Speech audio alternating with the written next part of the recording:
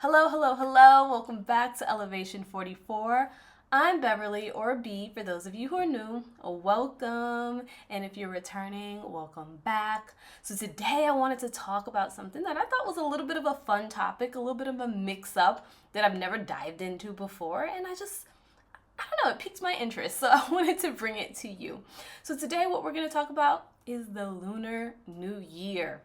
Just kind of understanding what is behind this year of the dragon that we're hearing about, because there are a lot of themes that are tying in with what we talked about with the 8-year, the numerology behind that, and the energy that's there, and also some of the transits that are going to be happening from an astrological perspective in 2024. So I was like, this is a good opportunity to just like dive in, learn a little bit of something different. I used to be confused with this because I was like, why is it happening in February? The Lunar New Year, which is mostly practiced or celebrated by either Southeast or East Asian cultures, is a combination of the lunar and the solar calendar blended together. And that's why it starts in February, because I used to be confused for a very long time why. And so it always happens to the second new moon after the winter solstice. So it'll be sometime between the end of January through like maybe the middle of February is when that second new moon falls. So that is why the new year in their eyes starts around this time. Now, the reason why they follow the lunar calendar is because it's more of an agriculture thing. The people would use this time to honor and give gifts and ask for blessings to deities and also the ancestors to bless their crops and bring abundance and prosperity and good health for all in the upcoming year. So that was really the purpose of the start or the kicking off the cycle of this tradition of the Lunar New Year, right? And some people know this as the Chinese New Year. I don't want to call it the Chinese New Year because other cultures outside of the Chinese also celebrate this. So I don't think it's fair to just say Chinese New Year. That's why I'm saying Lunar New Year. So that is really where it comes from. So it marks the start of spring, harvest season, and getting like blessings. So there was a lot of rituals of offering food and gifts and different things like that to the deities and ancestors in order to be blessed for the year ahead. Like agriculture was everything. Like if you weren't growing food, you couldn't eat, you couldn't survive. So that's really where it was rooted in. But as we have progressed in terms of, timeline, now those gifts that were, mostly given to the ancestors and deities on altars and things like that have now been switched to where it's like more of a cultural thing to give it to each other. So, people are now giving each other money in envelopes or, celebrating together around, a table, eating certain dishes or giving certain dishes and foods and certain gift items to bring prosperity, abundance, success, good health, all of the good things that they were asking for from the ancestors. Now, I'm sure that some people still practice giving gifts and putting stuff on, the altar for deities and stuff like that. So I'm sure both of it is happening, but more popularly, we're hearing more about it being more of a people-to-people thing. So now that we understand, like, this was really more of a life or death situation. Like, we don't have crops, we starve, and we are done for. So the importance that was placed around it really started there. Now we can understand how the tradition has like continued in terms of the spring festival or the Lunar New Year festivities.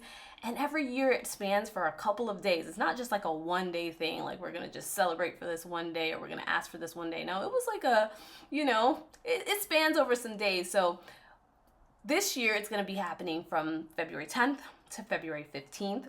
During that time, people are going to do all the things that I'm telling you about, which is giving each other gifts, prepping their houses by cleaning, sweeping out things, sweeping out the old energy. There's a lot of like ritualistic things and energetic things that are tied to this.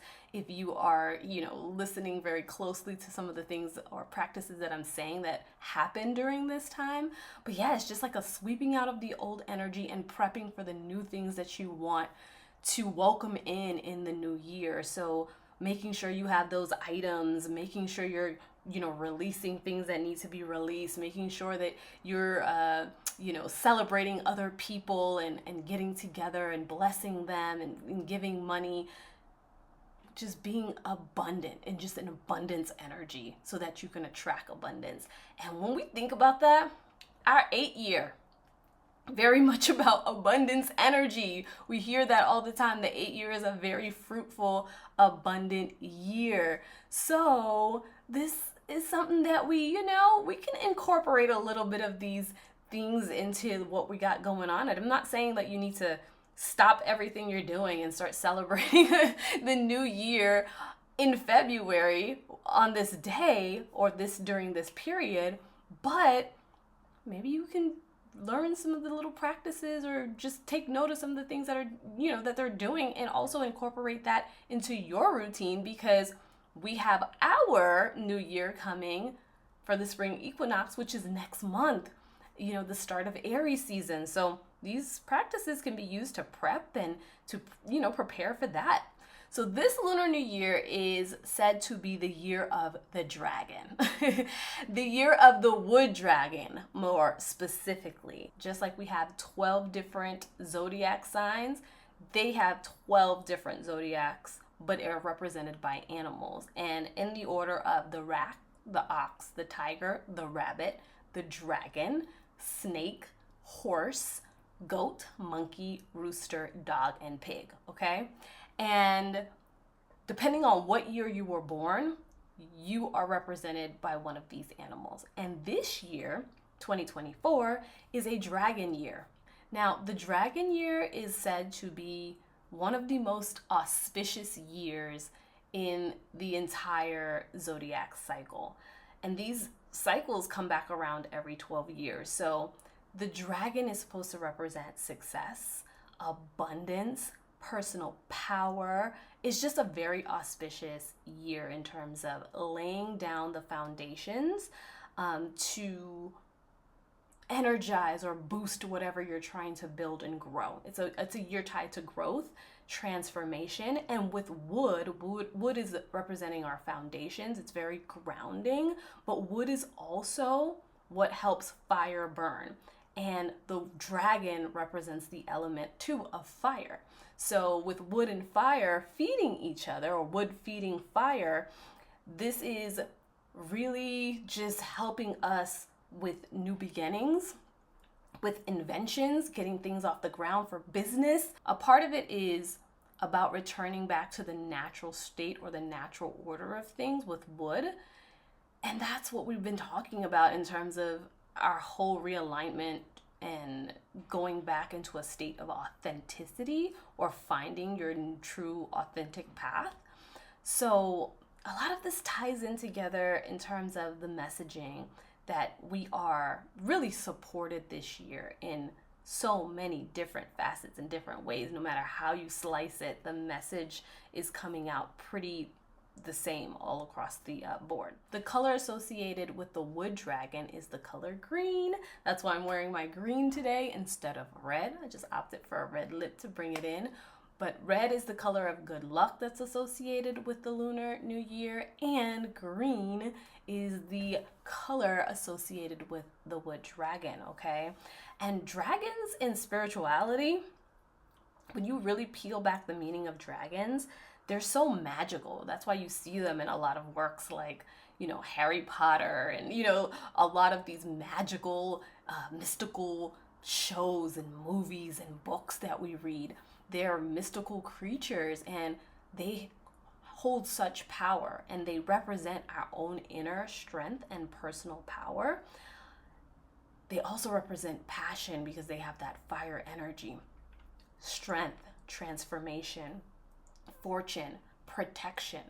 Dragons are wonderful wonderful symbols, and they provide such strong protection that I used to wear these dragon earrings, and I actually don't even know where they are. I gotta find them. But I used to wear them a lot back in the day when I was trying to protect myself from different energies. And it works, like symbolically, even if you incorporate the dragon, it does help provide some level of protection around you. They were known as the wise ones because they're the gatekeepers to the underworld. They're they have the ability to open portals into different dimensions and different worlds and different things like that. So don't sleep on the dragon. The dragon is a very, very powerful mythical creature and energy. Now, one thing I will mention, as auspicious and as great as this year of the dragon is predicted to be, there is still a level of hard work that needs to go into it. There is still a level of transformation that'll be happening in the process. And we know sometimes the process of transforming is uncomfortable. But then there's also something called the fate year, which is determined by the year that your zodiac sign returns to rule. So this happens every 12 years because there's 12 zodiacs for each year. And so it's supposed to happen at the age of 12, at the age of 24, at the age of 36, 48, 60, 72, et cetera, et cetera. And this fate year, the way that I can easily translate it for you to probably understand, I read it kind of like a Saturn return. It comes back and it's supposed to kind of be challenging. You're supposed to be going through some type of challenge in your life at that particular time. Like age 12 is when they've marked like you're transitioning, you're in puberty and you're transitioning from child and to kind of going into a little bit of more of an adulthood, right? 24, you're a young adult and you are, confused because you're trying to figure out your path. And we've all been in our early 20s, just don't know what we're doing, right? 36, you're supposed to be maturing. Same thing with 48. So there are different stages every 12 years that you're kind of having a little bit of a challenge, a struggle as you're becoming into your own and finding your own true nature. So this fate year is supposed to be something that, like I said, reads like a Saturn return energy-wise. And there's things that they say you can do around it, like wear red to bring in good luck. But I think that it is something that, just like a Saturn return, has its benefits. It's a year where you can, if you understand what is happening, you can put your grit down and, just focus and grind and, do what you've got to do and try to use the transformative energy to help yourself and push yourself forward. So if you were born in 76, if you were born in 1988, if you were born in 2000 or 2012, you are a fellow dragon. And so this might be a year where you might feel this energy.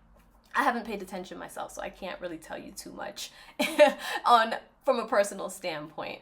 But I thought that this was all very, very interesting. So a ritual that you can do to honor the Lunar New Year is a cleaning ritual. What are we going to be cleaning out between the time this Lunar New Year happens all the way until when our new year with the spring equinox happens? What can we be clearing out of our life? We need to be in a stage of sweeping things out and bringing in or prepping for the things that we want to bring in, because we can't bring in if we have stifled old energy and old physical things and different things that are cluttering our space, relationships, jobs, different things that we no longer need to be holding on to, that we need to be releasing in order to make space for those things that want to come in. So what are you sweeping out? I am challenging you to get into the space of clearing out, cleansing, purging, and also getting into a space of gratitude and that abundance energy, because you're going to receive what energy you're in. Yeah. I hope you enjoyed this. I really do hope you enjoyed this topic. It was fun for me to do this because, like I said, I'm learning something new. just like you, and I definitely want to incorporate some of the things that I've learned into my own ritual between now and again the spring equinox, because I've been like in a warm-up phase, when the new calendar year came, 2024. I know better than to really start new things during that time, because that's a season of death and rest and purging and all the things. But I was like, you know what? I want to sprint come spring. I want to just start running. So I gotta warm up. And that's what I've been doing. I've been warming up since January, and I'm gonna continue to warm up, and I'm gonna use this Lunar New Year to help me continue to warm up so that I'm ready. I'm absolutely ready when that spring equinox hits. And I hope you will be doing the same thing too. Okay, so thank you for tuning in. I would love to hear your comments on this and your knowledge on this, because I know I didn't cover everything, just high level. But I will see you all very, very soon. Thank you.